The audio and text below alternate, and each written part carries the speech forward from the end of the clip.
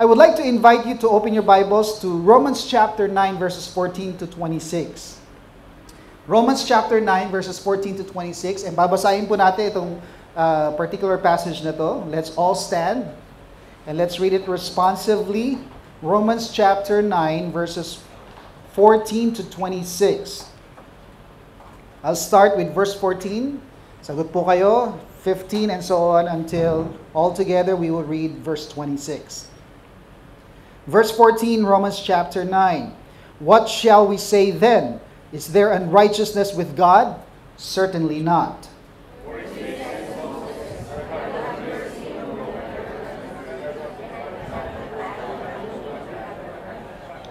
So then, it is not of him who wills, nor of him who runs, but of God who shows mercy.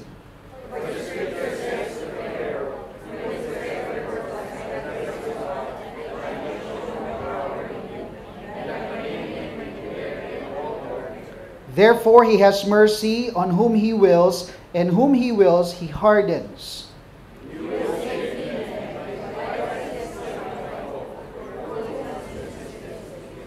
But indeed, O man, who are you to reply against God?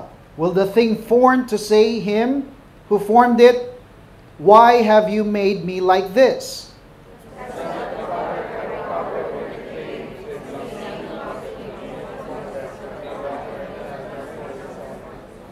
What if God, wanting to show his wrath and to make his power known, endured with much long-suffering the vessels of wrath prepared for destruction?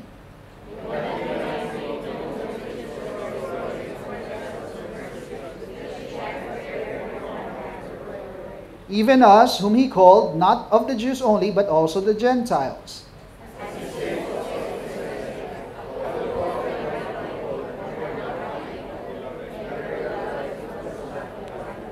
Verse 26, and it shall come to pass in the place where it was said to them, you are not my people, there they shall be called sons of the living God. May the Lord add blessing to the reading of his word. Lord, we humbly come before you once again, submitting ourselves as we study your word. We pray for wisdom, we pray for enlightenment, that your spirit would just work in our hearts and our minds so that we would be able to understand your truth, your word, and hide it not just in our minds but also deep within our hearts. So we submit ourselves to you, we commit ourselves to you. Protect us from the evil one. Don't let the evil one snatch your word from our hearts, but let it sink deep and have roots so that we will be able to not just possess it, not just hear it, but apply it in our lives. Bless our time together. In Jesus' name we pray. Amen. Makaupo na po tayo. I've entitled our message for this morning, The Lord's Patience is Salvation. Praying that this message will be a reminder and challenge to us that as the Lord hasn't come yet, we are to be faithful in our duty, in our responsibility of preaching the gospel and making disciples of all nations. Meron po tayong tatlong bagay na titignan dito ngayong umaga, particularly in chapter 9, 10, and 11. But again, we will just have an overview, but we will start also with chapter number 2. Because when you look at Romans chapter 2 and chapter 9, it deals basically with yung sinasabi ni Apostle Peter na long-suffering of God, or yung justice din ng ating Panginoon, or yung mercy ng ating Panginoon. And I hope and pray that we'll have a better understanding of those things now as we look into Romans chapter 2, 9, 10, and 11, no? But the first thing that we would consider ngayong umagang ito is in Romans chapter 1 and 2, no? Makikita natin dito, particularly in chapter 2, the Apostle Paul focused on the rebellious condition of Israel. The rebellious condition of Israel. Because sa Romans chapter 1, ang emphasis ni Apostle Paul ay ang heathen or the Gentiles are guilty of sin.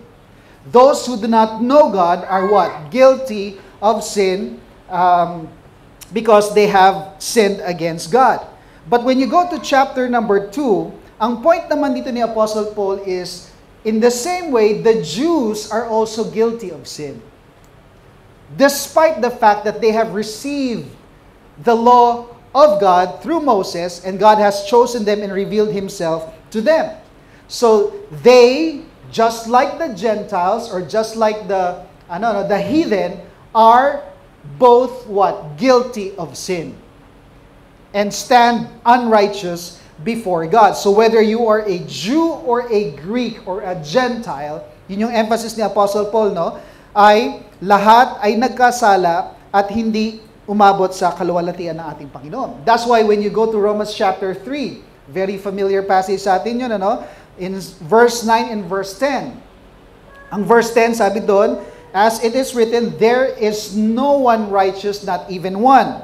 But when you go to verse 9, sabi dyan, what then? Are we, referring to them, Paul, and the rest of the Jews who are descendants of Abraham, the Israelites, are we better than they? Who are they? The heathen, the Gentiles. Mas ano ba tayo? Mas magaling ba tayo? Mas righteous ba tayo sa kanila? Na sila, hindi sila pinili at hindi natanggap yung law ng Panginoon versus us who receive God's law and God revealed Himself to us? Anong sagot ni Apostle Paul? Not at all. We are not better than them. Why? Because, sabi dyan, for we have previously charged both Jews and Greeks that they are all under sin. So whether Jew or Gentile, sabi ni Apostle Paul, all have sinned and fallen short of the glory of God. Ang naging problema kasi ng mga Jews ay they took pride in their race and their religion, believing that they have been what? Chosen by God. Of course, they really they have been chosen through Abraham, to reveal Himself and His plan of salvation for mankind. Kaya kung maalala nyo, nung pinili ng Panginoon si Abraham, sabi niya kay Abraham, I will bless you so that the nations of the world will be blessed through you. Ano yung tinutukoy ng Panginoon doon? Yung Messiah. Ibig sabihin, through the lineage of Abraham, the Messiah will come. And what? The nations of the world will be saved through faith in the Messiah. No? But the problem with the Jews is that they took that in a wrong way, that they pursued righteousness through the law that God has given to them, and not through faith in the Messiah that God sent through the Lord Jesus Christ. No? Because alam natin, sabi ni Apostle Paul, that salvation or righteousness before God is received not by works of the law, yan yung emphasis niya dito, but faith in the Messiah, faith in the Lord Jesus Christ. That's why Romans chapter 3, pag pumunta po kayo starting from verse 21 to 26, no? Sabi ni Apostle Paul, but now the righteousness of God apart from the law is revealed, being witnessed by the law and the prophets. Ibig sabihin, yung righteousness na yun through Jesus Christ ay witnessed by the law and the prophets. The Old Testament points to this. Okay? Even the righteousness of God through faith in Jesus Christ to all and on all who believe. For there is no difference, for all have sinned and fallen short of the glory of God, being justified freely by His grace through the redemption that is in Christ Jesus. Verse 25, whom God set forth as a propitiation by His blood through faith to demonstrate His righteousness, because in His forbearance God has passed over the sins that were previously committed, to demonstrate at the present time His righteousness, that He might be just and justifier of the one who has faith in Jesus Christ. No? So pag titignan natin yung mga terms na yun, related dun sa nabanggit din natin sa sinabi ni Apostle Peter. No? So, that's the problem that the Jews had during that time. Now, though they have received such revelation from the Lord, they focus on their race and their religion, and focus on what? Achieving righteousness before God through works, and not through faith in the Messiah, in the Lord Jesus Christ. No? And nakakalungkot din, marami sa panahon natin ngayon, they hold on to religion. And they hold on to their works, thinking that through that they will be saved. Although we always say that it's not religion that saves us, but it's a what? Personal relationship with the Lord.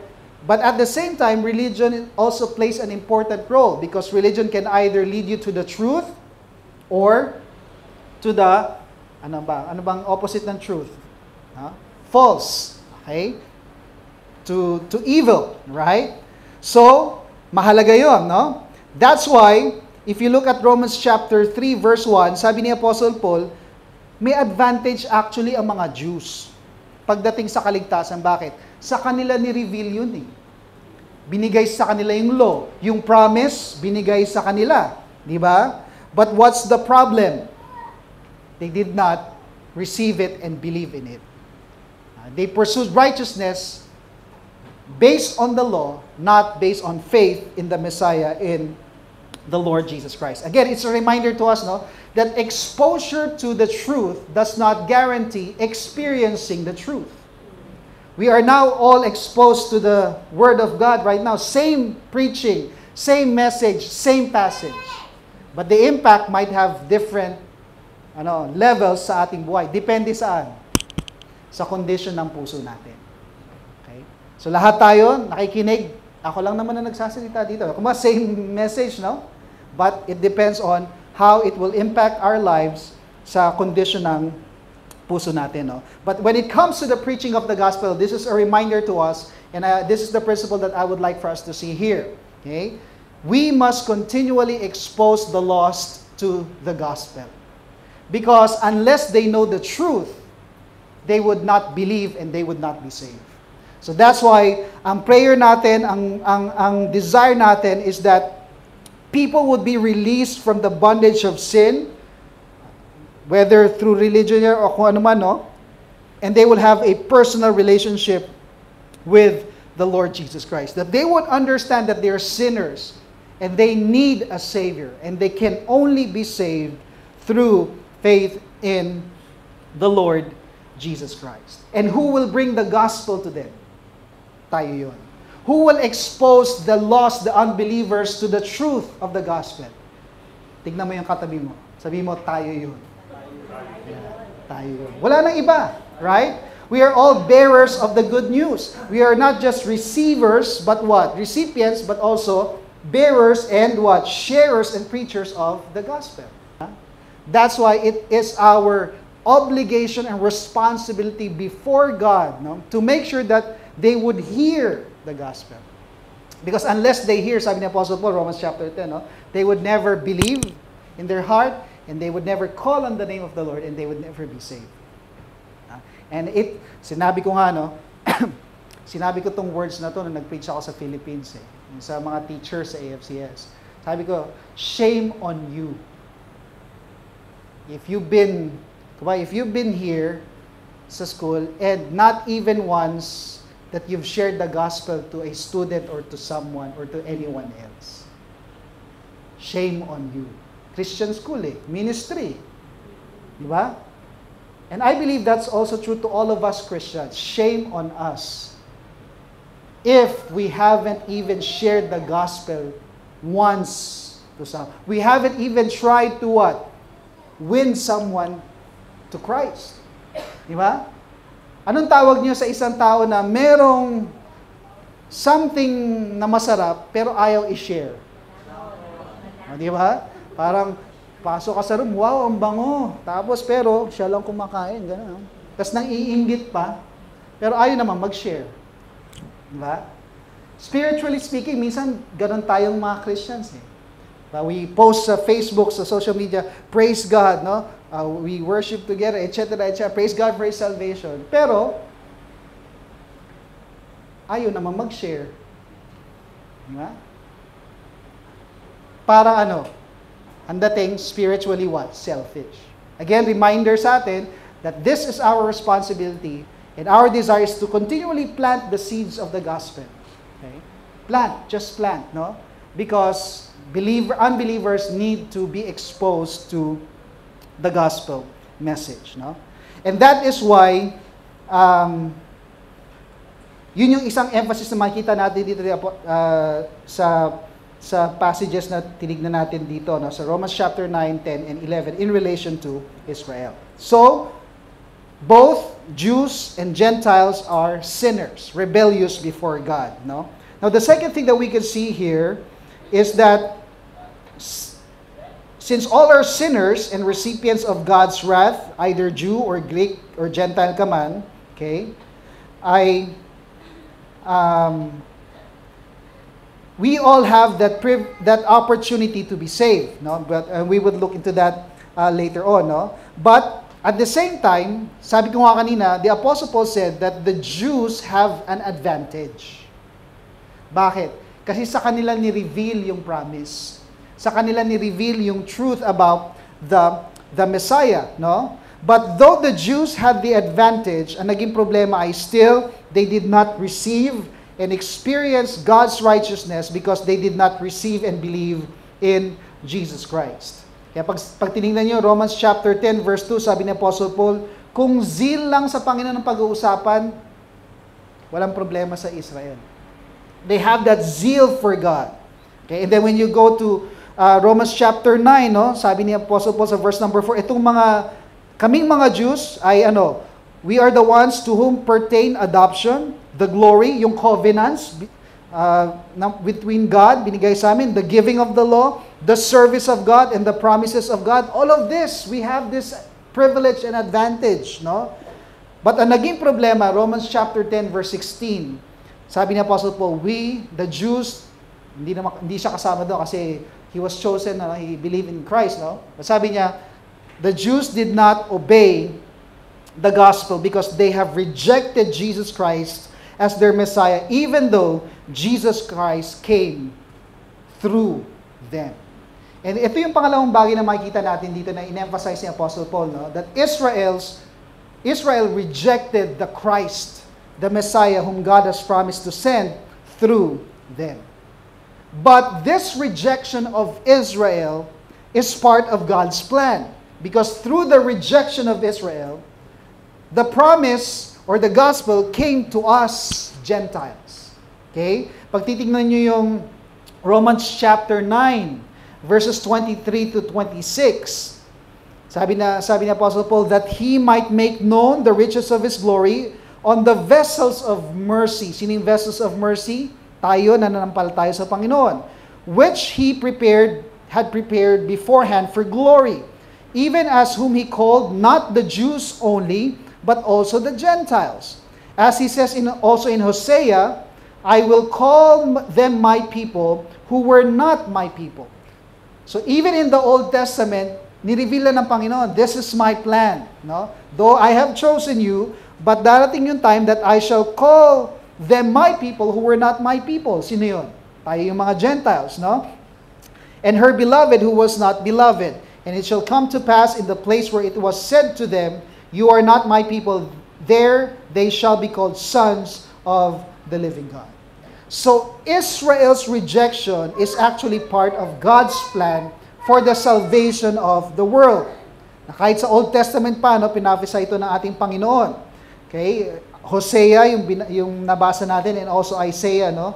In the following verses dun sa chapter na yon, no? So, to whom they are referring to us Gentiles who have been saved by grace through faith in the Lord Jesus Christ. So yung stumbling ng Israel in relation to the Messiah ay blessing sa atin because we have received the righteousness of God through faith in the Lord Jesus Christ. No? Now, again, medyo malawak to. Pero pag titignan natin dito po, isa sa arguments na ni-raise ni Apostle Paul as he revealed this truth about God's plan of salvation in relation to the Jews and the Gentiles, ay may questions na ni-raise si Apostle Paul, which he knew na probably his readers would ask the same question. No? And we find these questions in chapter 9, verse 14 and verse 19. And itong questions na to has something to do with the justice of God, no? Or the impartiality of God. Because in verse 14, sabi ni Apostle Paul, what shall we say then? Is there unrighteousness with God? In relation to what he just said, no? Tinignan natin kanina. Sabi niya, certainly not. Then when you go to verse 19, you will say to me then, why does he still find fault? For who has resisted his will? Now, kung titignan natin itong mga questions na to, no, it has something to do with the sovereignty of God in relation to His plan of salvation. No? In other words, this has something to do with God making the choice of what? Having vessels of wrath and vessels of mercy. Sino yung vessels of mercy? Ito yung mga tao na nanampalataya sa Panginoon at naligtas, who receive the mercy of God. Tayo yun. We are vessels of mercy. No? Sino yung vessels of wrath? Yung mga tao na hindi na nanampalataya sa ating Panginoon because yung wrath ng Panginoon is upon them, no? Because of sin. Right?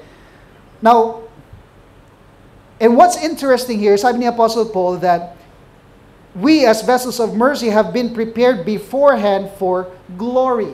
Sino yung nag-prepare nun? Ang ating Panginoon.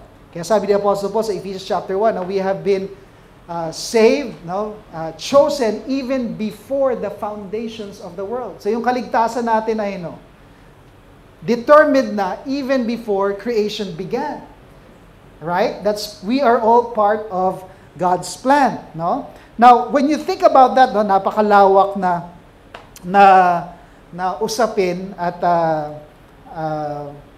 maraming tanong na marahil ma-raise, no?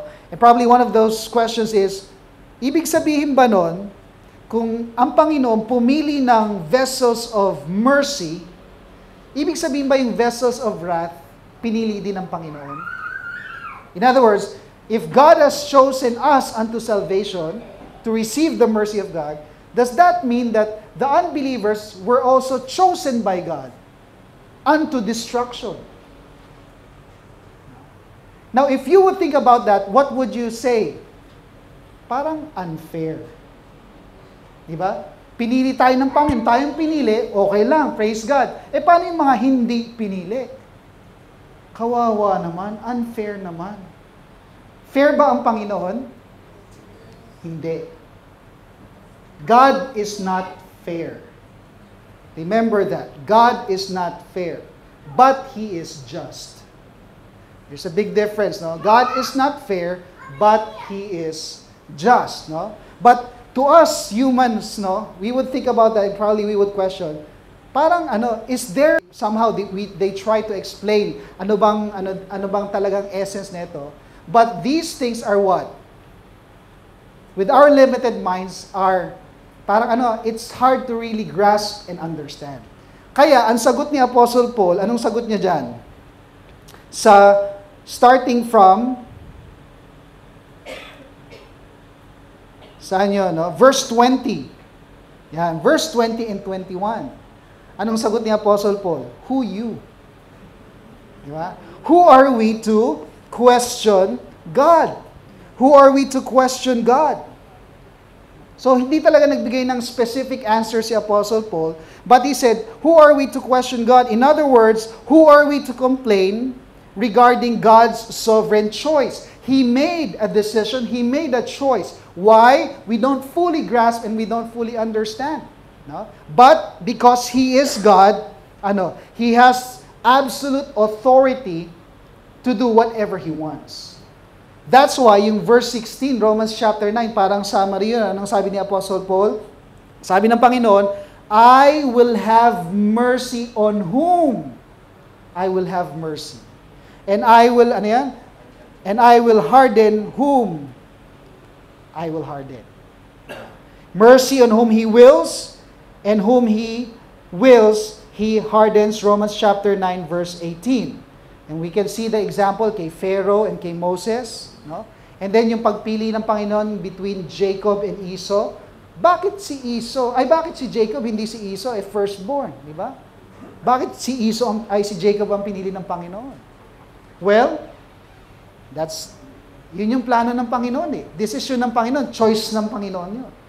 Who are we to question God? Who are we to question God? Kaya sabi sa verse 16, so then it is not of him who wills, it's not us, but what? Nor of him who runs, but of God who shows mercy. So in other words, salvation is it's not our part, but it's God's will and choice. No? Kaya ang principle na makita natin dito is this. Salvation is exclusively and entirely God's work. Salvation is exclusively and entirely God's work. Minsan kasi, parang minsan, maraming Kristiyano so overwhelmed with the discussion, ano ba yung predestination, foreknowledge, etc. Pinili ka ba ng Panginoon? Hindi. Pero minsan, so busy with the debate, pero not busy winning souls for Christ. Diba? Nagiging problem na pa-paralyze, no? And minsan, on our part naman, when we share the gospel and when a person rejects the gospel, minsan we come to a conclusion right away na, hindi ito pinili. Sa impyerno ka pupunta.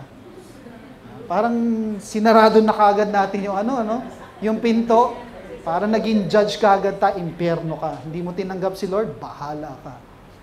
Diba? Hindi natin trabaho yun eh. Diba? Trabaho ng Panginoon yun. Paano natin malalaman kung pinili o hindi? Preach the gospel. Preach the gospel. Pag ni-reject, okay lang. Preach the gospel still, no? Especially yung mga mahal natin sa buhay. Never stop praying for them. Never stop sharing the gospel to them. Bakit? We'll never know. Salvation is not our work. It is God's work. That's why, ang challenge sa atin, never stop preaching the gospel, because we are not the ones who convict the heart of a person to believe in Jesus Christ. It's the work of the Holy Spirit. But the Spirit cannot work unless we preach the gospel to them. Because that's God's plan. Pag tingnan natin yung Romans chapter 10, how can they call in whom they have not believed? How can they believe in whom they have not heard? How can they hear without a preacher? Sabihin mo sa katabi mo, hi preacher. In other words, sabi ko nga kanina, lahat tayo ay preachers of the gospel commissioned by the Lord Jesus Christ to make disciples of all nations. Do not worry about the salvation. Do not worry about conversion. Although, ang prayer natin na more. Okay? Praise God for 6 souls. Amen? We're praying for 40 this year. Pero we should not worry about, kaya minsan nagiging manipulative tayo sa presentation ng gospel eh. Hindi, para masave ka na talaga, tapos mabaptize ka para madagdag ka sa listahan.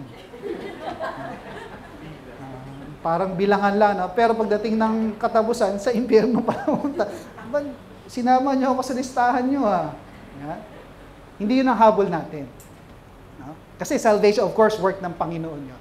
Pero again, we must be faithful stewards of the gospel of the Lord Jesus Christ. And that's Paul's emphasis dito, yung pangatlo, yung Israel's reception of Christ. Because, alam ni Apostle Paul, despite the fact that Jews are also sinners and they have rejected the Messiah, ibig sabihin, they still can be saved and they must be saved. And the only way for them to be saved is through what? Putting their faith in the Lord Jesus Christ. That's why pag binasa niyo yung Romans chapter 10, anong sabi ni Apostle Paul sa verse 1? Brethren, it is my heart's desire. Ibig sabihin, ang nais pa rin ni Apostle Paul deep within himself, because he is a Jew, is for what? For Israel to be saved. Though they have rejected the Messiah as a nation, and God brought the gospel to the Gentiles, but still, they need the gospel. That's why sabi ni Apostle Paul, it is my heart's desire that Israel would be saved, that they would believe in the Lord Jesus Christ and call upon the name of the Lord. And then sa chapter 9, sabi pa niya, verses 1 to 4, kung pwede lang na ipalit ko yung sarili ko, na ako yung makokondemn and sila masisave, gagawin ko yun. Parang ganun yung talagang desire ni Apostle Paul na maligtas sila. Right? That's why makita natin dito that despite the rejection of Israel, they still can receive salvation as they put their faith in the Lord Jesus Christ. And yun yung yun yung isa sa mga parang life purpose ni Apostle Paul. That's why kung titignan natin yung kanyang missionary journeys, every time he would go to a place, ang una niyang pupuntahan ay synagogue. Anong meron sa synagogue? Jews. Ang gathering place yun ng mga Jews eh. Ang una niyang target na ma-preach yan ay ano? Jews. Kung walang synagogue, maghahanap siya ng Jew. Bakit? Bukod sa kalahi niya, yun yung desire na ano, strategic din yon sa gospel sharing because they know the word of God already. They just need to be convinced that the Messiah is Jesus Christ. Okay? Part yan sa training natin sa Good Soil, kung malala nyo, no? But primarily, his desire is what? To preach to the Jews first because his heart's desire is for them to be saved. And he knows that they need to believe in the Lord Jesus Christ. No? So kahit na nireject nila ang Messiah, the Apostle Paul, yung kanyang puso pa rin ay para sa kanila. Not just for the Gentiles, because the Apostle Paul was called to preach to the Gentiles. No? But he still has his heart for his people because he knew that they need to hear the gospel and believe in the Lord Jesus Christ. And this is the principle that we can see here. Just like the Apostle Paul, our preaching of the gospel must be expansive and extensive.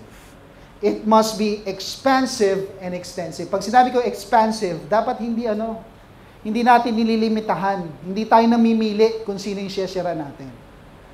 For Paul, he was called to preach to the Gentiles. Pero still, he would first preach to the Jews. Okay? It was expansive, no? Again, we can be strategic in our gospel preaching, but we should never be selective. We don't get to decide who gets saved or not. Pero minsan, parang ganun yung nangyayari. Pag madamot tayo sa gospel, parang sinasabi natin, ayaw kitang masave. Magdusa ka sa impyerno. Di ba?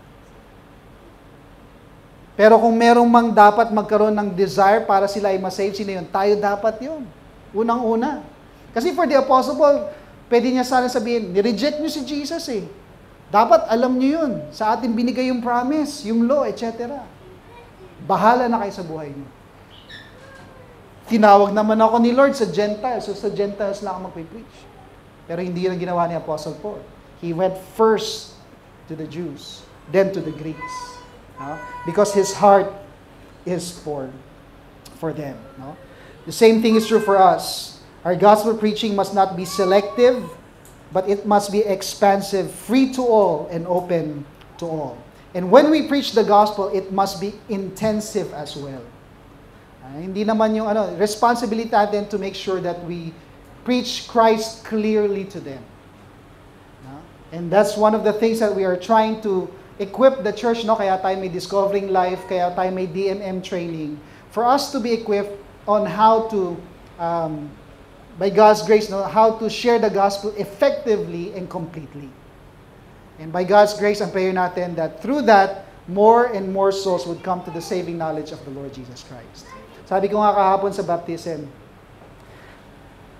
as they get baptized and become members of the church, ay hindi religion ang focus kasi natin eh. Yes, we're Baptist, and they can be a member of a Baptist church, pero if they're not truly saved, they're not members of the body of Christ.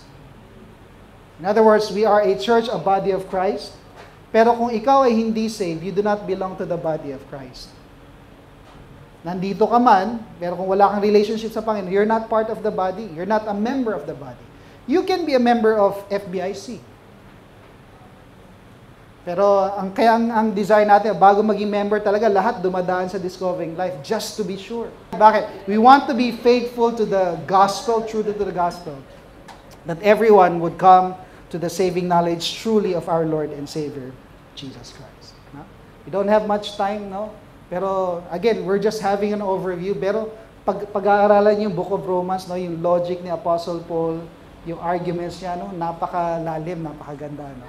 And then, ang conclusion niya, yung chapter 10, which is yung starting from verse 8 hanggang verse 15, ginagamit natin yan sa Discovering Life. Verse 13 says, everyone who calls on the name of the Lord shall be saved. Then he followed it with some questions. How can they call on Him in whom they have not believed? How can they believe in Him in whom they have not heard? How can they hear without a preacher? Unless someone preach to them. And sabi niya, how beautiful are the feet of them that bring glad tidings. The good news of the gospel of the Lord Jesus Christ. And that's why, as believers, we are also called ambassadors of Christ. Anong ginagawa natin as ambassadors of Christ? We plead. God pleads through us for sinners to be reconciled with God.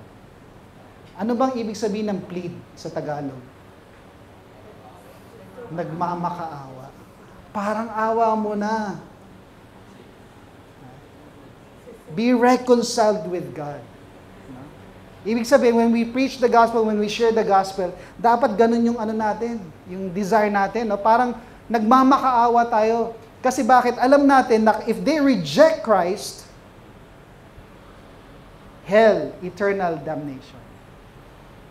Lalo na kung mahal natin sa buhay, di ba? Minsan nakukulitan na sila sa atin, paulit-ulit na lang tayo, pero wala eh. Kailangan gawin natin. Because they need Christ. They need to believe in Jesus Christ. Why?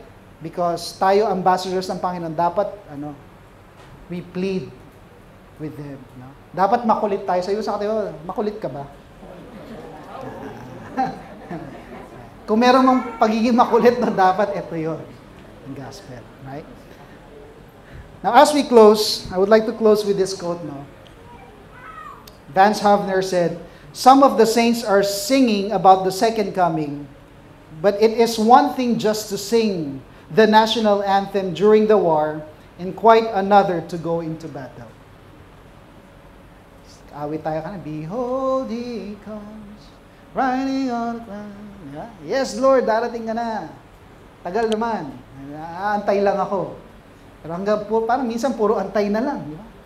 Dapat habang nag-aantay tayo, sabi ko nga kanina, we're busy doing the work of the Lord. Kaya sabi niya, the best evidence that the Lord's return has really gotten hold of us is what? When we occupy until He comes. No? Occupy until He come, do business for God, buy up the opportunities because the days are evil. How would we know na talagang parang we're really looking forward to the coming of the Lord Jesus Christ? May sense of urgency sa puso natin. And we're what? Occupying until He comes. Ibig sabihin conquering, sabi sa hymn, conquering now and still to conquer. Conquering more for Christ, winning souls for Christ, habang inaantay nating bumalik ang ating Panginoon. And the challenge to all of us is, sabi nga natin, if Christ would come by the end of this year, 2025, challenge natin, before this year ends, each one of us must reach at least one for Christ. Isa lang sa lifetime natin. At least, kung dumating ang Panginoon. This 2025. Kung hindi, anong sasabihin natin? Pambira naman si Pastor, pinilit ako eh. Hindi pala darating pa si Lord eh. 2026 pa pala eh. Yeah? Ibig sabihin, hindi na sayang yung 2025. Amen? No? May isang kaluluwa tayong nadala sa Panginoon. That should cause us to be what? To be more diligent, in reaching more souls for Christ. No? So let us reach at least one for Christ this 2025. Amen? Paano natin gagawin? Expose them to the gospel more and more. Friends, family, colleagues natin. And as we preach to them, let's preach expansively and extensively, pero entirely relying upon God, because salvation is exclusively and entirely God's work in their lives. Let's pray. Our Heavenly Father, maraming salamat po sa inyong salita. Pagpalain niyo po ito sa aming puso at isipan. And we pray, Lord, that these truths would be a reminder and challenge and encouragement to all of us to be busy doing your work as we wait for your coming, that we would all occupy until you come. In Jesus' name we pray. Amen.